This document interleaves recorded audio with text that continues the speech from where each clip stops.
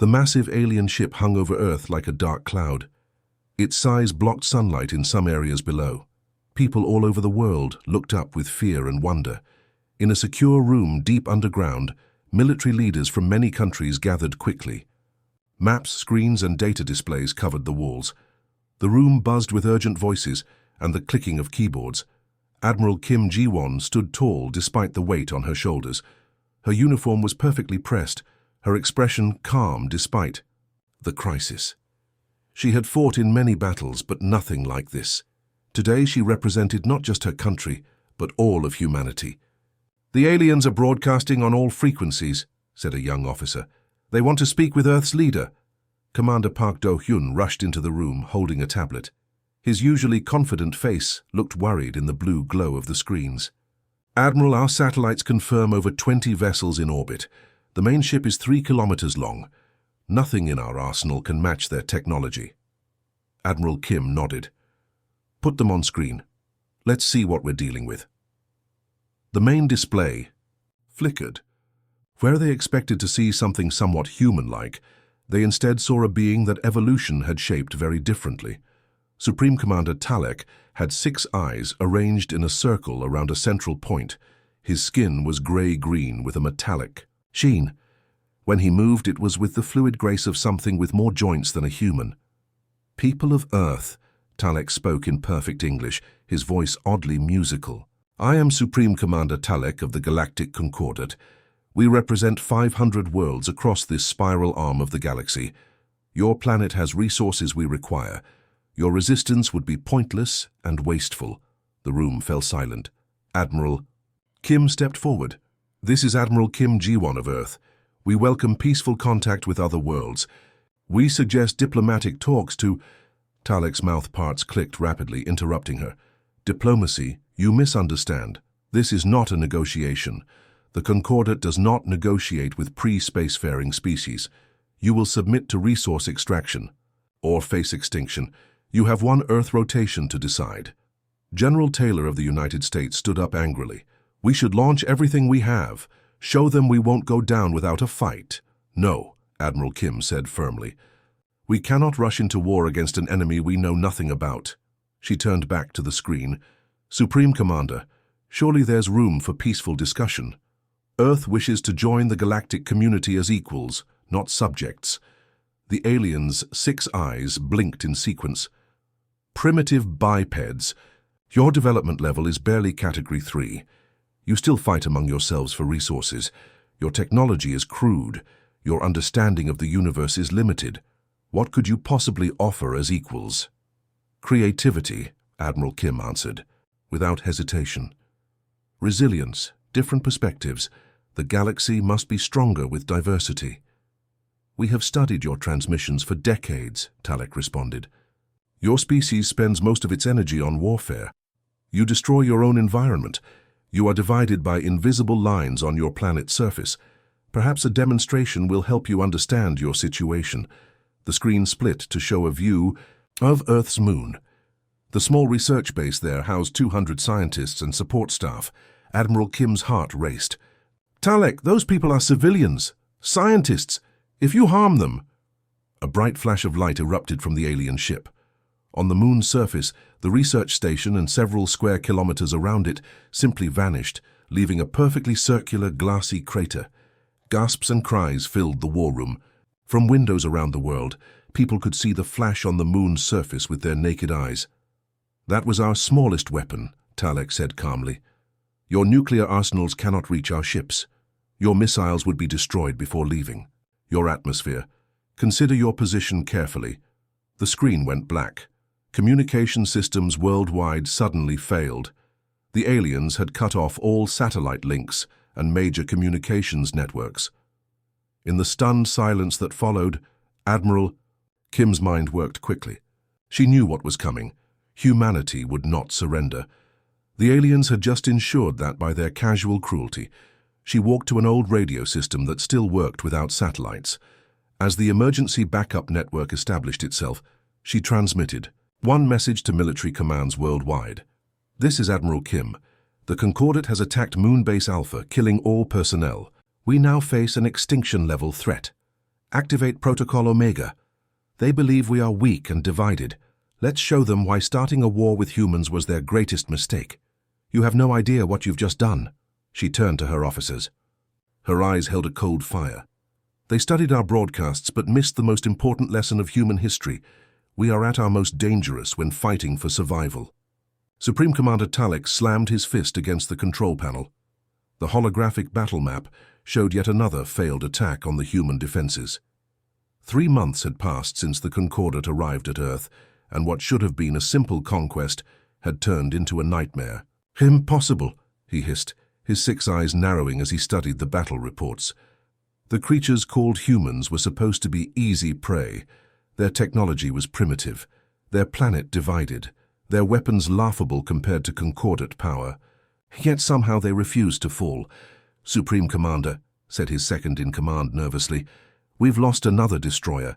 The human fighters, they're using parts of our own technology against us." Talek's mouth parts clicked rapidly in anger. How are they adapting so quickly?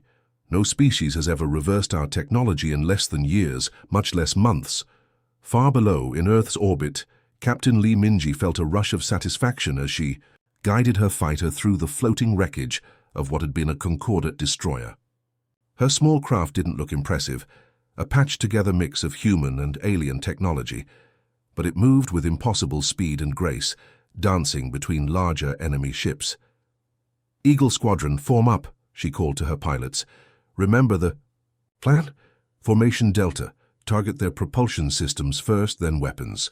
Her squadron, 12 pilots who had survived the initial attacks, acknowledged her orders. Their ships moved in perfect harmony, a dancing pattern that confused alien targeting systems. "Stay in their sensor blind spots," Lee reminded them. "Their ships can't track what they can't see." This discovery had been a game-changer. The Concordat ships had powerful weapons, but also significant weaknesses. Their sensors couldn't detect objects in certain positions relative to their engines. It was like a massive blind spot, one that humans had quickly learned to exploit. As her squadron approached another alien cruiser, Captain Lee felt no fear. 3 months ago, she had been a commercial airline pilot. Now she was a warrior, fighting for Earth's survival. Her family had been in Seoul when the aliens bombed it. She had nothing left to lose. "For Earth," she whispered, as she fired her weapons directly at the alien ship's engine core. Deep beneath the ruins of what had once been downtown Tokyo, Dr. Han Young-soo hadn't slept properly in weeks. His underground laboratory, built inside an old subway tunnel, hummed with energy. Dozens of scientists worked around him, studying pieces of alien technology recovered from downed ships. "The breakthrough is here," he said, pointing to a complex diagram on his screen. Around him, military. Officers from several countries watched intently. The Concordat neural network, the system connecting all their ships and weapons, operates on this specific frequency range. He adjusted his glasses and continued. "We can disrupt it. Not permanently, but enough to create confusion in their systems." General Santos from the United Brazilian States leaned forward. "You're saying we can jam their communications?" "Better," Dr. Han replied with a tired smile. "We can feed false information into their network, make their ships fire at empty space, or even at each other." He had worked out this solution after studying a partially intact communication device from a downed alien fighter. The Concordat relied heavily on automated systems and perfect communication. Disrupt that, and their advantage decreased significantly. "They've conquered 17 other species," Dr. Han explained. "We've gathered this from their data banks, but none of those species fought back effectively. They surrendered quickly or tried to flee. We're the first to push the Concordat to their limit." Back on the command ship, Talek made a decision. "Begin full orbital bombardment of all major cities. These humans don't understand their position. When they see their population centers destroyed, they will surrender." The order went out. Massive energy weapons targeted Earth's largest cities. Beams of destructive force rained down, leveling buildings and creating massive craters. The Concordat expected to hear surrender transmissions within hours. Instead, something unexpected happened. The humans went underground. Networks of tunnels, Bunkers and subway systems became living spaces. Former shopping malls became hospitals. Parking garages became factories, and they fought harder. Each day, more alien ships reported damage or destruction. Human militaries, once fighting each other, now shared every resource and technology. Civilian scientists worked alongside military experts. Children collected scrap metal that adults turned into weapons. In his command center, Talek received increasingly worse reports. Something cold and unfamiliar crept into his mind: fear. The Concordat had conquered many worlds, but none like this one. None with creatures so determined, so adaptable, so utterly unwilling to accept defeat. Find their weakness, he ordered. Every species has one. But privately, he was beginning to wonder if humans might be the exception. The moon cast long shadows across the ruins of Seoul. Once a gleaming city of lights and tall buildings, it now stood broken with twisted metal and crumbled concrete everywhere. But the city was not empty. In the darkness, humans still moved, watching and waiting. Lieutenant Song Hyunwoo crouched behind a fallen wall, his face streaked with dirt and dried blood. 5 soldiers huddled near him, their eyes alert despite days without proper sleep. They wore no proper uniforms anymore, just practical clothes in dark colors, with strips of alien metal sewn in as makeshift armor. Song raised his hand, signaling his team to stop. Ahead, a Concordat patrol moved through the street. The aliens walked with stiff confidence, their tall forms covered in natural armor plates that gleamed dully in the moonlight. Each carried energy weapons that could burn through concrete. "Wait," Song whispered. "Let them pass the red car." His team stayed, perfectly still. They had learned that the aliens' vision focused mainly on movement. The patrol passed slowly, 6 aliens scanning the ruins but missing the humans hiding less than 20 meters away. When the last alien passed the rusted car, Song nodded. His team moved like shadows, flowing from one hiding spot to another. They had spent weeks studying the aliens' patrol patterns and behaviors. In an old subway entrance, Song gathered his team for a final briefing. Their mission: destroy the alien communication relay that controlled this sector of the occupied city. "Remember what we've learned," he said softly, pulling out a small piece of alien armor. "Their exoskeletons are nearly impossible to penetrate with our weapons, but they have weak spots." He pointed to the joints where the plates connected. "Here and here, that's where you strike." A young soldier named June raised his hand. "What about their helmets?" Song nodded. "Good question. Their eye protection is strong, but they have a blind spot." He pointed upward. "They never look up. Their species evolved from herd animals on open plains. They have no instinct for ambush predators that strike from above." This discovery had changed everything. Humans had always been hunters, with eyes facing forward and brains wired to track movement from any direction. The Concordat soldiers, despite their advanced technology, still carried the evolutionary limitations of their species. Song checked his weapon, a simple blade attached to a metal pole created from the very materials the aliens had brought to Earth. "We move in pairs, strike fast, then disappear. Remember, they rely on their technology. We rely on our minds." Aboard the Concordat command ship, Supreme Commander Talek faced another disturbing report. The officer before him actually trembled, a behavior almost never seen in their species. "Supreme Commander," the officer said, his voice unsteady, "we've lost contact with another relay station, the 3rd this week in the Seoul sector alone." Talek's 6 eyes narrowed. "How many soldiers were stationed there?" "A full squadron, Commander. 12 of our best warriors and," the officer looked down, "all dead. The humans, they're using different tactics now. They don't engage directly. They wait, they hide, they strike from nowhere." Another officer stepped forward with a data tablet. "They're everywhere," he reported, unable to keep the fear from his voice. "They don't retreat when we advance. When we destroy their positions, some of them actually laugh before continuing to fight." He paused. "Yesterday, one human killed an entire squad with nothing but a primitive blade weapon. He continued fighting after being shot twice." Talek's mouth parts clicked rapidly in anger. "Impossible. No rational species continues fighting after sustaining fatal injuries." "That's just it, Commander," the officer said quietly. They don't seem to fear death the way other species do. Some of them seem to welcome it, if it means taking more of us with them. Across the Concordat fleet, an unfamiliar sensation had begun to spread. Fear. Soldiers requested transfers away from ground operations. Some reported nightmares, a concept alien to their culture before encountering humans. Stories spread about humans who could appear and disappear like ghosts, who fought with desperate creativity rather than predictable patterns. In his private command center, Talek faced his advisory council. "What do you suggest?" he demanded. The eldest advisor spoke carefully. "Supreme Commander, perhaps we should consider withdrawal. This planet's resources, while valuable, may not be worth the continuing losses. No other species has cost us so many." Without warning, Talek drew his ceremonial weapon and fired. The advisor fell dead. The others froze in shock. "This is the third council member to suggest retreat," Talek raged. "We are the Concordat. We have conquered 17 worlds. We cannot be defeated by primitives." But after the remaining advisors left, Talek stood alone at the viewing window, watching the blue-green planet turn slowly below. Something he would never admit aloud had begun to grow in his mind. Doubt.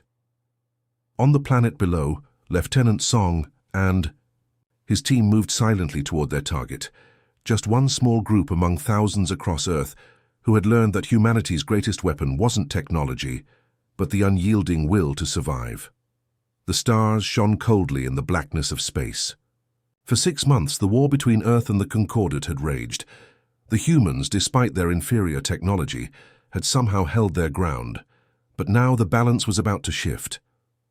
On the bridge of the alien vessel, Admiral Kim Ji-won stood, tall and proud. Her uniform was worn and patched in places, but her eyes burned with fierce determination. Around her, human officers worked at control stations originally designed for 6-limbed alien bodies. They had learned quickly how to operate the strange technology. "All ships report ready, Admiral," said her second-in-command. Admiral Kim nodded. When she had disappeared 3 months ago, many thought her dead. Instead, she had led a desperate mission deep into Concordat territory. What returned was not just Admiral Kim, but a fleet of 23 captured Concordat vessels, now controlled by human crews. "Begin approach," she ordered. "Keep our signals matching Concordat patterns." The stolen fleet moved toward Earth, where the main Concordat invasion force still held orbit. The plan was simple but daring. They would approach as friends, then attack as enemies. Deep beneath the surface of Earth, in a facility carved into solid rock under the Himalayas, Dr. Han Young-soo stood before the combined military leadership of Earth's nations. His clothes were rumpled from days without rest, but his eyes were clear and focused. "Ladies and gentlemen," he said, "today we reveal what humanity has prepared for in secret for decades." The large screen behind him lit up, showing a network of satellites and ground stations around the planet. Some had been disguised as weather stations or communication arrays.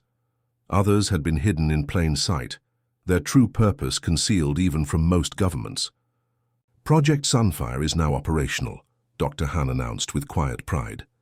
Since the first hints of alien life were discovered 50 years ago, a small group of nations began preparing for the possibility of hostile contact. He tapped a control, and the display changed to show the Concordat home system. "Using their own communication technology against them, we can now target not just their fleet, but their homeworlds." General Patel of the Indian Armed Forces leaned forward. "Are you saying we have weapons that can reach their planets, across light years of space?" Dr. Han nodded. "The Concordat uses what we call fold space for their faster-than-light communications. We've adapted that technology to create a weapon system that can deliver devastating energy bursts through the same channels. They never imagined anyone could turn their own technology against them so quickly." On the Concordat command ship, Supreme, Commander Talek was reviewing the latest battle reports when his tactical officer approached. The officer moved with unusual hesitation, his 6 limbs stiff with tension. "Supreme Commander," the officer said, his voice low, 17 of our attack groups have gone silent in the last hour." Talek's eyes blinked in sequence, a sign of irritation. "Equipment failures, human resistance?" Neither, Commander. Our sensors show... The officer paused as if fearing to continue. Our sensors show they are being attacked by our own ships. Impossible. Talek rose from his command chair. Explain. The humans, sir, they've somehow captured some of our vessels and learned to control them. They're using our own ships against us. Before Talek could respond, another officer rushed onto the bridge. Commander, we're detecting massive energy buildups on the planet's surface. They've activated weapons systems unlike anything in our records. And there's more, the first officer continued, his voice now barely audible. We're receiving reports from our home territories.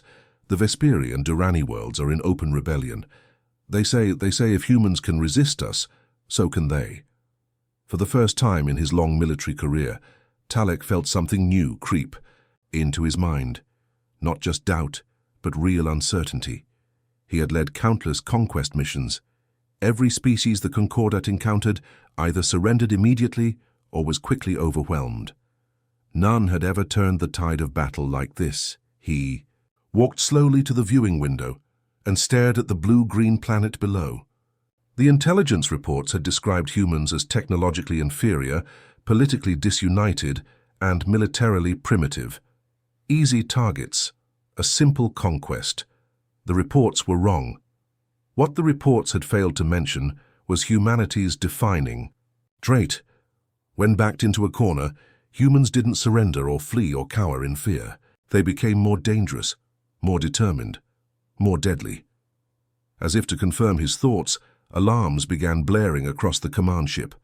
On the tactical display, a new fleet appeared. Concordat ships moving in Concordat formations, but now turning their weapons against their former masters. Commander, shouted the weapons officer, we're being targeted. Multiple incoming attacks. Talek watched as the first shots were fired. Brilliant energy beams connecting ships in deadly lines. The humans weren't just fighting back anymore. They were taking the battle to the Concordat itself. The tide had turned. The predator had become the prey. And for the first time, Talek wondered if the Concordat had made a terrible, fatal mistake in attacking this strange, fierce species called humans. The grand hall of the former Concordat capital gleamed with a solemn beauty. Tall windows showed the stars and 3 moons of this distant world. 1 year had passed since first contact with Earth. 1 year since the Concordat had made their fatal mistake. Admiral Kim Ji-won stood on the raised platform, her uniform crisp and formal. The scars on her face told the story of battles fought and won. Around her stood representatives from Earth, military leaders, scientists, and diplomats from nations that had once fought each other, but now stood united. Facing them were delegates from 23 alien species. Some had been part of the Concordat for centuries. Others had been conquered more recently. All watched with a mixture of fear, respect, and curiosity as the humans prepared to formalize the peace agreement. Supreme Commander Talek was not present. He had not survived the final battle when his command ship was destroyed. In his place stood the new Concordat Council, 7 representatives chosen from the former ruling species. The terms are simple, Admiral Kim said, her voice carrying through the hall without need for amplification. Humanity accepts your formal surrender. She paused, letting the words sink in.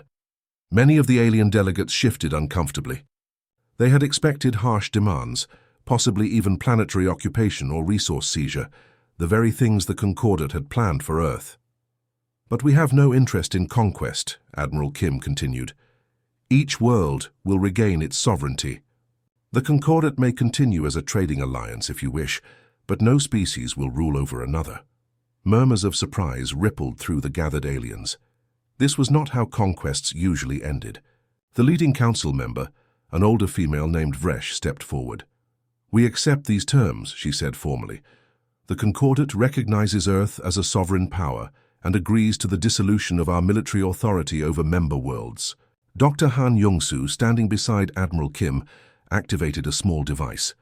The large screen behind them displayed a map of the galaxy with all former Concordat worlds highlighted. Our only requirement, Dr. Han explained, is the establishment of an early warning system. Any detection of aggressive forces approaching any world, including Earth, must be reported immediately to all signatories. The document was brought forward. One by one, representatives from each species pressed their mark upon it. Some used writing instruments, others pressed appendages directly to the paper. A few simply touched it, leaving chemical markers invisible to human eyes. When the formal ceremony concluded, the hall broke into smaller groups. Many alien representatives approached the humans with questions, some simply curious about the strange species that had defeated the previously unbeatable Concordat. A young diplomat from the Vesperi, a race of tall, slender beings with delicate features, approached Admiral Kim. Unlike many others, he showed more curiosity than fear. "Admiral," he said, his translator converting his musical language to human speech, "my people have studied hundreds of species across the galaxy. None have resisted conquest as effectively as humans. What makes your kind different?" Admiral Kim looked past him to the great window where stars shone in the blackness of space. For a moment, she thought of all the lives lost in the war, both human and alien. "Throughout our history," she said thoughtfully, "we've primarily fought ourselves. While other species were developing unified planetary governments, humans were dividing into nations and fighting endless wars against equally intelligent, equally determined opponents." The Vesperi diplomat listened intently as she continued. "We've had thousands of years to perfect warfare against adversaries who think like us.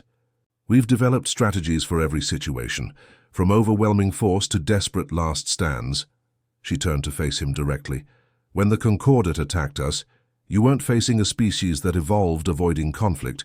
You faced one that had mastered it." The young diplomat's eyes widened slightly as understanding dawned. "Then your internal conflicts actually made you stronger against external threats?" Admiral Kim smiled thinly. "Ironic, isn't it? Our greatest weakness became our greatest strength when we finally united." She placed a hand lightly on the diplomat's shoulder. "Remember this lesson. Never declare war on humanity unless you're prepared to face the most lethal species you'll ever encounter." As the Vesperi diplomat moved away, Admiral Kim looked back to the stars. For the first time in a year, she allowed herself to feel the full weight of relief.